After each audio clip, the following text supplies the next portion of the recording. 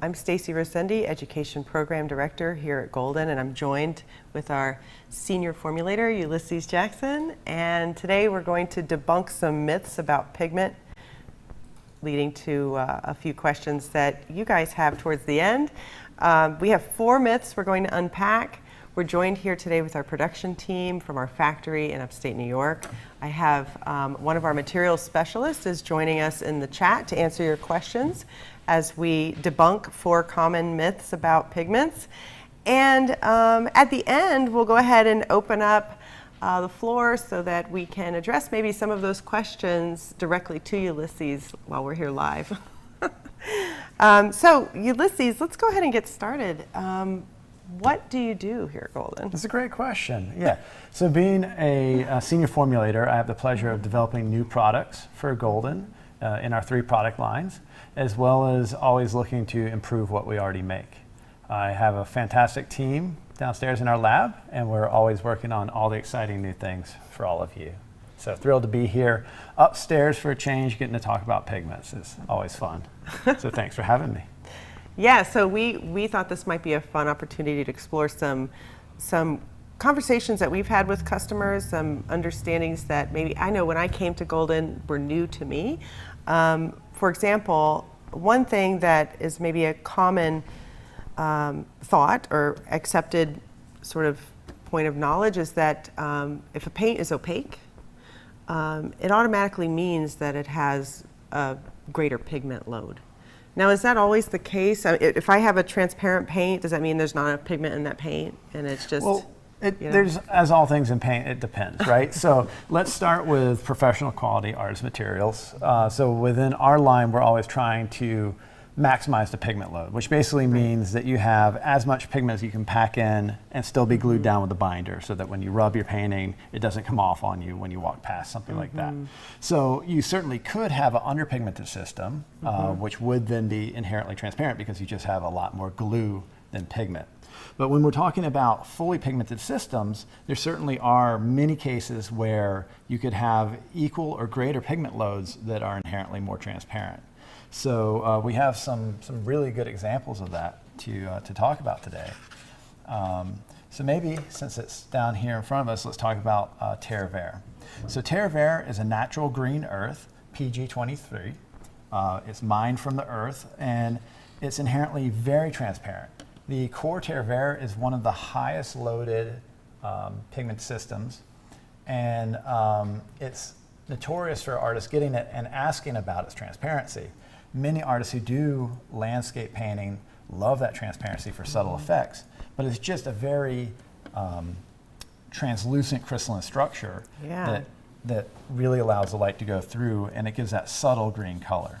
Yeah, as I'm putting this on, I can take right here from my dish, I mean, this is so thick. I mean, it's just, you can see the paint's not even diluted in the water. I'm just almost painting this on straight from the tube, and it's still very transparent. And that is a very richly, because it's a large particle size, you can still fit a lot of it in and be well bound, but it's just no matter how much you put in, it's going to always be transparent. And it's just an aspect of those natural pigments. Right. So in this case, the transparency does not necessarily mean that it's not heavily pigmented. Right, and it becomes a feature because once again, the artists who like this material and something like Ardois Gray, which is also in the core line, and in Williamsburg we have it as Davies Gray, those are used for subtle effects where you want to glaze over something and not really opacify, and you don't need a ton of medium to get to this transparent effect. So you're not going to overpower your system. Sometimes something that's maybe has a lower pigment load, like a phthalo, can actually be so strong it's like an atomic bomb coming in, and you actually really like having something a little toned down for the function. It's very subtle, very beautiful. Yeah. So another really just widely used example would be in whites. So we have titanium white and zinc white. So we have PW6 and PW4, which are, you know, the industry standards of whites. So titanium white is going to be in at the same pigment load as the zinc white.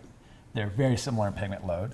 The structure, the shape of the pigments are very different. The titanium white is more round soccer ball-like on a microscopic scale, where the zinc white is much more like sheets of broken glass. So they stack together, and it's that stacking that gives a scattering effect, much like how snow scatters light and is white, but inherently the snow, is ice, and ice is transparent. So why would an artist want to use one versus the other? Great is a question. really great question, right? So artists go for titanium white when they want something very opaque, good coverage, and a little bit of white moves your color a lot, so you don't have to use as much to get a pastel. When artists are working in glazes, or they don't want to move a color so much, they can get a nice clean tint with some translucency with the zinc white. And so once again, it gives you that control, that subtlety that can be really nice, as well as having a great history as a artist pigment. Yeah, so I definitely can relate. Zinc white is a beautiful glazing white. Gives you that sort of atmospheric, foggy, beautiful, lighter, transparent color. You were talking about the sheets and the round. I've never heard of that. Oh, it's really great. Yeah. Learning something new. Wonderful. All right, so let's talk about Pigment ID. As a student, I remember learning that on the back of the tube, there's a number, and that number will be a sort of unique identifier of what that pigment is in the tube. So if I wanted a single pigment color, I could flip over my tube and look and say, oh look, there's only one number there. Now I know that's a single pigment, right? So what I have here is a question that we'll unpack here in just a minute that maybe debunks that. So we actually had someone contact our materials and applications team just this week with this question. Okay. And that is, I always thought that a single pigment ID represents a single color. Okay. But then what they noticed is when they flipped over the tube that there were two separate colors in their hand with the same pigment ID. Yeah, that's a very common myth and misconception. So let's first just talk about the pigment ID number itself. So in a pigment ID number, you have first a P. P stands for pigment, right? So it should be on any pigment, you should have a P for pigment. And then after it, you have a color descriptor. So in this case, we're looking at PR 101. Which would stand for pigment red 101. And those numbers just count up sequentially. So the first pigment red to be discovered was PR1, and then it's moved up. So, PR 105 is something else. And so here we have PR 101. That relates to the chemical structure. So if you think of compounds, they're made of elements, and they're like Legos. And so you could have your Legos arranged with all the same pieces, and you could have very different shapes out of those same Legos. So here we have iron oxide. So basically these are all made out of a synthetic iron oxide, and the difference in the color is all on the processing and the crystal size. So you have morphology, processing, and that can give you a vast range of colors with the same pigment ID. Wow, that's really interesting. So as I go through these, I'm going to pull these down. Do you want to talk about the fact that all of these, they all have the same pigment ID, all have the exact right? Same, yeah, exact same. They're all PR 101s, but they all have different color qualities based on how they're made and their sources. So if you think of something like a Mars color, that's in essence rust. It's beautiful, very controlled rusting of metal. Done in a factory, and depending on how the metal is quote unquote rusted or processed, it can give you a wide range of tones. Look how different that is. Yeah, so there you have a very warm versus a very cool, a violet versus Mars red light. And then when you get into the transparents, you now have the original particle size is made as very, very, very, very small rust, right? So it's like microscopic, tiny, and that gives it the translucency because light can go through and scatter. So on these opaque Mars colors, the light's only going in the very surface, few microns of paint before it's scattered and reflected back. Where with the transparent iron oxides, it can go much deeper, giving you those really lush undertones and glaze effects. So you get a transparency versus opacity, all with, once again, the same molecules making up that chemical structure. It's really interesting. So let's take a look at this one. Now, so I can see that this, I really see that undertone. It's even labeled transparent iron oxide. When I have the Dutch brown, which is also a transparent, you can see the undertone when I scrape back. It looks really different. Why are they so different? Well, what's interesting is, so when a pigment is manufactured, there are what are called agglomerates. So you can think of that as like a cluster of grapes. So you buy a clump of grapes at the store, it's on the stem, you have all the individual grapes agglomerated together. When you're milling, those grapes would split apart as individual pigment particles. So when we're making the more coarse pigments in Williamsburg, many oil painters love that texture, that roughness, that coarseness. And so we're actually minimally processing those pigments further. So we're getting it from the manufacturer with those large agglomerates, and we're just kind of letting it be the personality of the pigment. When we start taking something like a transparent red iron oxide, we're actually starting with a more agglomerated material. In this case, it'd be like the Italian pink would be the direct offset of the transparent red iron oxide. And then we're milling it really fine to break apart those agglomerates to get primary particles. And so you get that smoother, much more strong and transparent material. Neither is right or wrong. It's completely a preference, right? As a paint maker, as an artist, some artists love the coarseness. Most paint companies don't offer 2 levels, right? They only offer the super fine milled material. We like to give that dynamic range, that textural range to the artists. And so, yeah. Oh, that's so interesting. And I just love some of these effects of, you know, the kind of rich glazing stuff. That's so beautiful. This is a go-to color for me. It's a champ. It's a champ. Yeah, for sure. Yeah, beautiful. Matter of fact, I have all of these are regulars, the Mars and the transparents. Yeah, and that's not the only place. We have a lot of other ones that we get common calls on. Yeah, here's another one. And so, yeah, this is a really great example where we have the Quin red versus the Quin violet. So here you have 2 pigment violet 19s. PV19s, where the difference is in the crystal structure. So once again, the same molecular makeup of atoms, the Legos, but because of how it's manufactured, you have a different crystalline form. And it gives you a color shift. So very commonly we'll have artists call us either saying, you know, I went out and bought a PV19, I bought yours, but it didn't match this other company's. Right. Or I bought your, you know, PV19 and it looked like Quin red, but I was expecting it to be more violet. And then we can have the conversation that, well, they exist and you can actually have a broad range and it's a manufacturer's preference on which one to pick.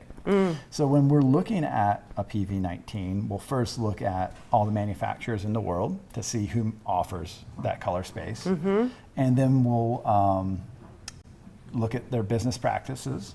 And we'll bring in any that we think are of interest, and then we'll test them all against each other. So it's somewhere like somewhere between a reality TV game show and you know, a nerd conversation. And so we'll run them through their paces, and then we'll drop off and constantly work towards the better option.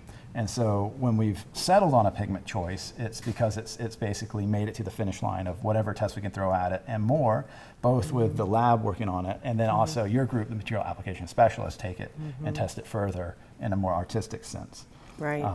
But it's definitely still a manufacturer's preference, once again, to the shade of that PV19 for those colors. And it's always just a really dramatic example where you have those shifts. Yeah, this one was quite dramatic. Yeah, and there's some others that we didn't bring today. You know, some common ones are like ultramarine violet and ultramarine pink they're PV15s, and they share the same Pigment ID code, but they also have dramatic differences. Yeah, they look really different. Yeah. All right, that is so informative. So do we have a question?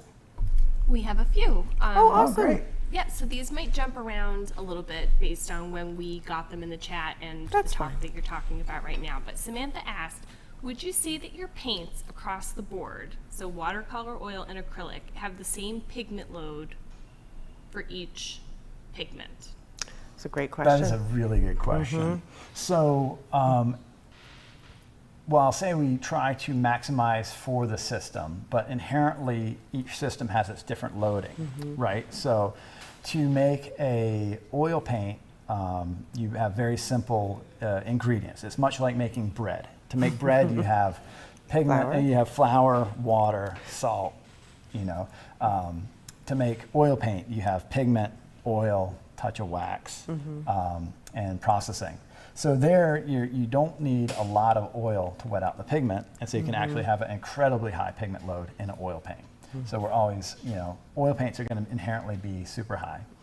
Then core watercolors have a fantastic binding potential, so they're also very pigment rich, so they'll, you know, have a slightly different level. And then acrylics being water-based, we have to fit a lot of water to, you know, the acrylic binders come with water, and then to disperse things you need water. So they're going to inherently be a lower pigment load than an oil to start with. But within themselves, they can be still very rich and strong. Where it does, going back to the question, between a fluid, heavy body, and a high flow, those will be very similar pigment loads, because all the acrylics start as a liquid and then we thicken them up to their final viscosity with a rheology modifier, aka chemical thickener. What about between colors? I mean, between colors, you know, it depends. So for example, Quin Red and Quin Violet are going to be very similar in pigment load.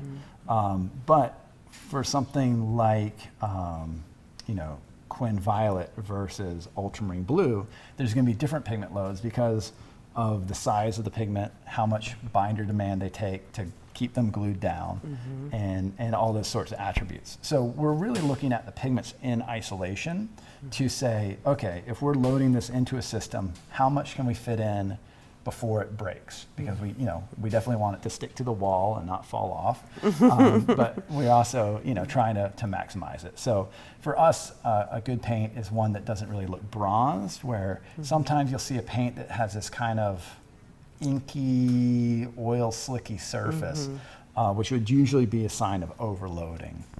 So we're trying to get up just before that, and just before, also if you rub something with like a damp cloth, you bring up a lot of color.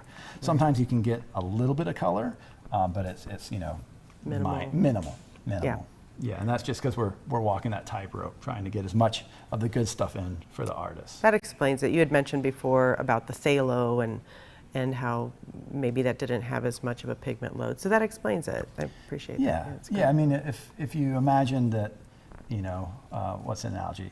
You know, a pile of ultramarine pigment might be like the size of, let's say, a soccer ball in your mind. Then the same weight pile of phthalo would be like, you know, like a little mountain. And so it's, you know, you have to figure out how to fit those in by weight, and it's, there's going to be a difference for sure. Absolutely. That makes sense. Did you have another question? I do, yes. Marcy asked so she said, I wonder if I could add my own pigment to your product without compromising its flow. That's an interesting question. Well, many artists make their own paints. We have some really good articles on justpaint.org about making your own paint. And so you could totally use our mediums to make your own paint. Adding pigments. So sometimes people say pigments as, you know, some people buy pre-made dispersions and call them pigments, and that could be a misnomer. So, you know, just leaving that caveat out there. But because we're maximizing, if you're adding dry pigment into a paint, you do run the risk of being underbound, which could later present itself as adhesion issues or water sensitivity. So if you wanted to do something like that, we would generally recommend first mixing your pigment with some sort of medium, like you know, GAC 100 is a really great example. And then you could have that, you know, kind of homemade paint that you're adding in to the fluid, and it would maintain that flow property. Great. Thank you. Lots of questions in the chat, and we are answering those, but I'll ask one more live now and then let you get back to what you were planning to address today. How does the addition of titanium white or a medium affect light fastness for a pigment like PO71 or PV23? That is a fantastic question. So we have seen, we've seen divergences on certain pigments. So generally speaking, all the light fastness testing is done with the addition of white. So when you're looking at our light fastness ratings on a container, we can probably show one of those down here. Let's see, yeah. So there we have the light fastness rating. This is based on the ASTM light fastness standard, which is where you mix you mix the paint with a certain amount of white to a certain reflectance. So each color reflects back the same amount of energy. And then we run that through an accelerated aging, basically a time machine, which fades or tries to fade the pigment. ASTM light fastness 1 means that it has between 0 and 4 deltas of shift. That is really hard to describe in words. So sometime we should do a Facebook Live to show what 4 delta it looks like. But it's basically, you can think about it as your great grandkids are not going to be sad that you painted with that color when they take it to auction. All right, so we've run it through its paces. There are some pigments where we have seen a divergence when you add white and it changes the light fastness. We tend to avoid those. It actually, you know, what we maybe should do is we should jump to our 4th myth. Let's do that. Because it kind of relates. Yeah. And then we can jump back to our 3rd. Let's do that. Right? So the 4th myth was that professional means that it's always light fast. So there are instances where Ulysses. Yeah, so I was just waiting for the captions to catch Oh. up. Sorry, production wondering team for what throwing you off. Yeah, no, we'll get back to the other one. That was a sneak peek. Yeah, so professional equals light fastness is what we're after. Okay, so Yep. you know, the term professional is much like the term all natural. It can be used both to benefit and detriment. In our product line, we overall use light fast pigments that have tested ASTM light fastness 1 or 2 per the ASTM light fastness standard. And then we avoid typically dyes or fugitive materials. So you can think of dyes are ink-like materials. They're soluble in the solvent they're delivered in. They're a couple of molecules big, so they're not that strong. So if you think about pigment as a boulder and dye as a little piece of pea gravel, and UV light as a hammer, if that same energy of a hammer coming down on a boulder, it would bounce back off because there's a lot of a crystal structure there to take that energy, rattle around, turn it into heat, and send it off. If you had that same energy hit the pea gravel, it'll shatter into sand and then further like break down till it's gone. Dyes are much more like the pea gravel. They're sensitive to the UV energy. So we generally avoid them. They're known to fade. One place we don't is in our fluorescent colors. So here we have an example of a professional color where we say right on the container, light fastness pour, right there, light fastness I'll flip pour. it over here so you can see it up close. And you know, it's for full disclosure. And what does light fastness pour? There, we got it. So that means that in UV light, it will fade. So Yeah. in standard museum conditions, do they have a fairly robust lifespan? Absolutely. Frank Stella used our fluorescent colors back in the 60s. You can still see those paintings on display. Have they changed? Yes. Are they still amazing? Absolutely. If you painted the same pigment outside, it'd be gone in less than a year. All right. So it's very sensitive to the UV energy. So you don't really want to, you know, hang it in a bright window, paint, you know, the dashboard of your car with it would probably not be ideal. And we disclose that. So light fastness pour is so far off the ASTM scale. It's not 1, it's not 2, it's not 3, it's pour. It's pour. just gone. I mean, it is very popular. It's, you know, there's nothing like it. With black light, you glow in the dark. Yeah, it's a fun, I understand it's the hard desire. to show on even a screen because it's so Yeah. bright. What it's literally doing is it's taking, so, you know, we have our color vision. Right. And we can see, you know, a certain range, but there's energy on both sides. That's electromagnetic spectrum. What the fluorescents are doing is they're taking some of the UV energy and moving it, shifting it into the visual spectrum. So it's actually emitting more light than it's getting received in the visual spectrum, which is just totally far out to me. So then what happens with black light? Oh, it glows even more because now you're just concentrating that UV to get that shift. So it just illuminates it within our visual spectrum, right? So it's taking something that we can't see and making it something we can see which is really just Super, super cool. very cool. So, you know, the sacrifice is the light fastness. I do want to just share this comment that Kathy put in the chat. It says, it's fun, but not forever. That's And right. I love that, and it's so true. C'est And la I vie. think, you know, we offer it because it's such a unique material. Artists love it. Right now, a lot of artists are using it, and we've even worked on the other side with conservators to make, so we make conservation paints. We've made some of our MSA conservation paint in the fluorescence that they can put into a UV chamber and selectively age to match aged paintings to touch them up. That's So, cool. That's very cool. That's I'm proud very of cool. that. Yeah, that's good. You should be proud of that. All right. So some of the neat stuff we do here at Yeah. Golden. Should I'm learning while we should go. Take some questions before we go Yeah, on to sure. more Great. stuff? All right. This was a question that came up. I've got two. I'm going to save one for the end because I think it's a good way to close the event. But here's a question about SoFlat. Will the SoFlat fluorescence, because they have some white added to the mix, be more light fast? And that's from Samantha. Well, thanks for that question, Samantha. I wish I could answer yes, but the light fastness is really tied to the pigment, and so the SoFlats will have a similar fragility to the other fluorescent colors. Some artists, it depends on what you're doing. Some artists really like to spray, not brush apply, but spray their fluorescent pieces with our MSA varnish, which has the UV filters in it, the UVLS, and that can act as a barrier.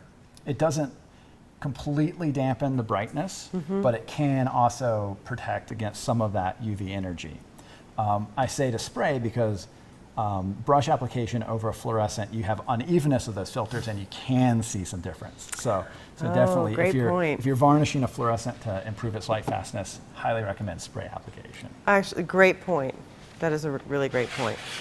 Let's go ahead and go to the last. Oh, go ahead. Let me ask Allison. one Sure. more question. Yeah. This one's No actually problem. from a YouTube viewer. Excellent. And that is, let's see, I have to bring a second computer over because we have two running to get to all the questions. Would you be willing to use uranium salt pigments? Oh. They have some amazing colors, though obviously I can understand the health concerns. Yeah, so I don't see that in our future, but I love the question, and yeah, that's amazing. It reminds me of like the watch faces that used to have the glow in the dark. There used to be I remember. uranium base. Were they uranium? Yeah. Oh my and, goodness. the people painting those would straighten the brushes in their mouths. Don't do that. That would Ooh. be really bad. And did not have a long lifespan of working. So we believe that artists who live longer can buy more paint. So, so we highly recommend not using radioactive materials Yeah, in our maybe paints. not. But I love the question, and we do like to think outside the box. There's some really exciting other pigments in the works that are not radioactive, but can't talk about those yet. Can't talk about those yet. Stay tuned. So, I mean, when we do work with something like a cadmium, which is Yes. not necessarily radioactive, but it's dangerous, It or can- lead Yeah. in production. If I'm painting with it, it's bound, it's fine. But we take some precautions there. So. Absolutely, yeah. So we take our heavy metal pigments very seriously. We'll always label on a container for known health hazards. So if you see something listed there, and we also have more information on our website about those hazards, we take that seriously. The cadmium pigments we use, we're looking for ones that have very low soluble cadmium. So before we put something in production, we actually send the pigments out to a company that has systems that simulate a digestive tract, and they Oh, look my at how goodness, much really? soluble metals pulled out to make sure that it's a low risk. And so health and safety would then inherently say you can't use any of these manufacturers who have an elevated level of soluble cadmium. Oh, that's so interesting. It's a low risk to start with, but it is a known carcinogen. So when in paint making, we have the full hazmat suit on before we go into the cells. Everything's worked in an enclosed environment with lots of air exchanges to make sure nothing can get out. Right. After the paint's finished mixing, the operator stays in that cell for a duration to make sure all the air has been exchanged through filters. And then they'll come out remove that hazmat gear, go take a shower, change into different clothes Wow. before they make the next batch of paint. We also do annual blood testing to make sure no one has, so when someone's hired in paint making, we'll take a baseline sample to look at their heavy metal in their blood, because you can get heavy metal a lot of places. Tuna. Smokers, yeah, Yeah, all those yeah, things. yeah. So we'll get a baseline and then monitor every year to make sure there's nothing out of hand. And I'm very thrilled to say we have very low exposure risk. That's wonderful. So, you know, we measure all of that in choosing. Yeah, Yeah, absolutely. okay, We good. care about safety. Going back to we want everyone to buy lots Yeah. of paint. Right. And we want our folks to be able to keep making it Make lots of art. and make lots of art.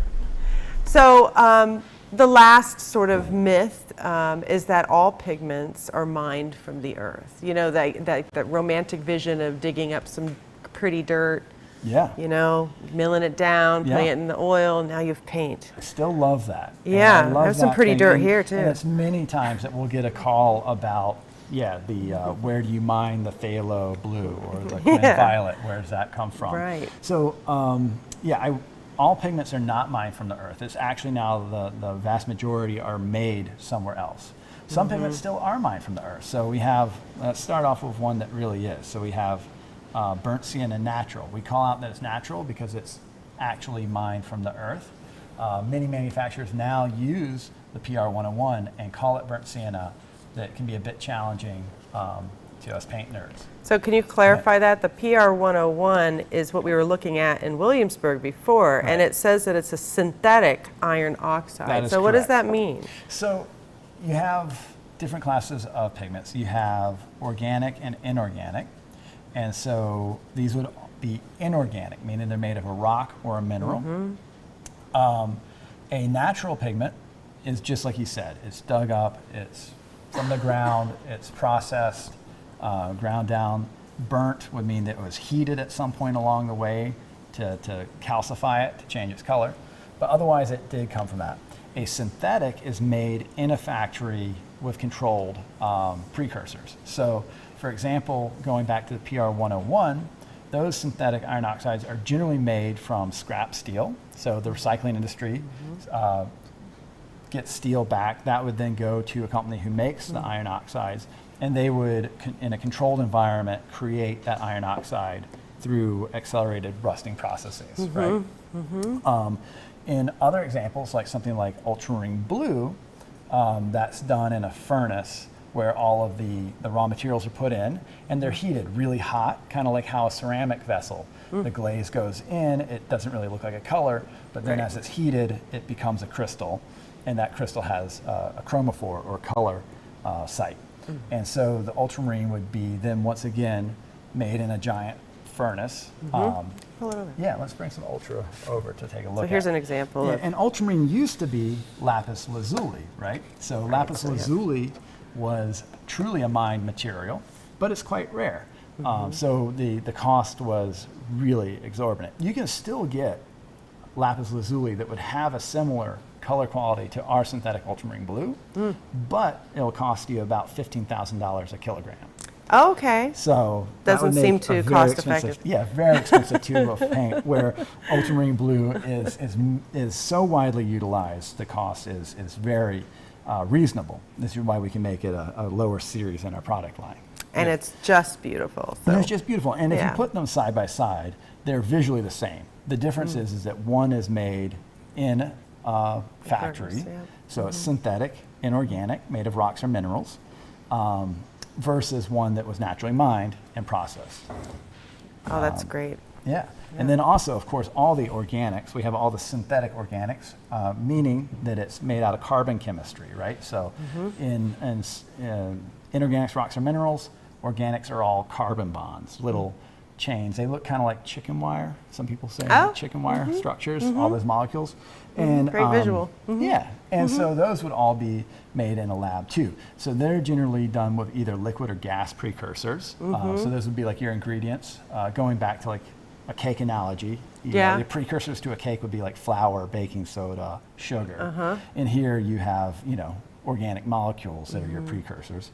And then they're reacted in usually in solution, kind of like I mean, just a lot of people have seen it, kind of like Breaking Bad, but better, you know, if you get that visual. And then I got they're it. precipitated out after they're made. They're precipitated out as little crystals that are then washed and dried and sent to us as a dry powder.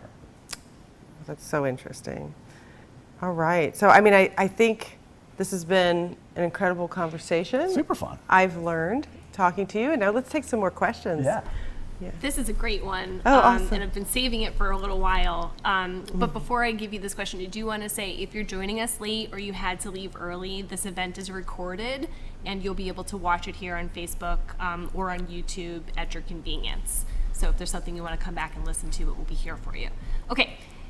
Is there anything about pigments that you enjoy explaining to beginning students, or facts about pigments that you find people enjoy learning?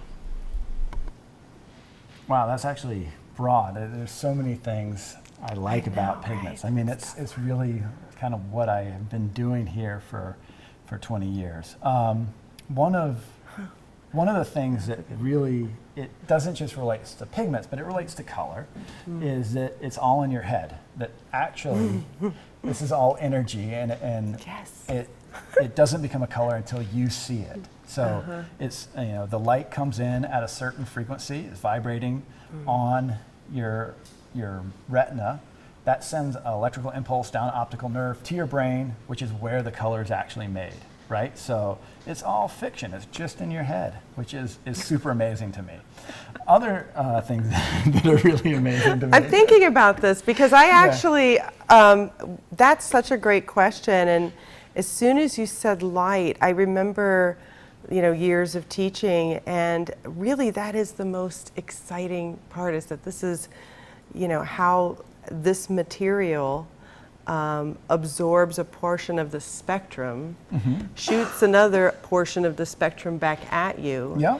and your animal body perceives this energy and interprets it as color in your brain, Exactly. right? Yeah. So it's all just so interesting. Yeah. Go on. Yeah, no, I mean, it's really true, right? So if you think the white light, the full color spectrum's hitting the pigment. Right. The vast majority is rattled around, turned into heat, and dissipated. Right. And then some of it starts the resonance of the molecule to send back out at a certain wavelength. Some, you know, spectral of color that's its own personality is just super amazing to me. And it blows my mind away every day. And, you know, some people misquote Darwin saying survival of the fittest, but Darwin says it's survival of the most beautiful. And so I think color comes out of that kind of concept as well. So when I feel color, you know, there's a real, It's all part of the evolution. yeah. Oh, love it. Well, I think we'll let it stay there. Thank you so much, Ulysses, for joining me today. It's always a pleasure, Stacy, and thank you all for joining us. And I'm sure there's many questions we didn't get to, so hopefully they will be presented to us. And then if you think of any questions about painting the night, you can see we have some contact information. Right there. Get in touch with us at help@goldenpaints.com. Our materials and application team is super awesome and will answer all kinds of neat, fun facts. Great. Thank you Thanks so for having much. us. Thank you. All right. Take care, everybody. Bye.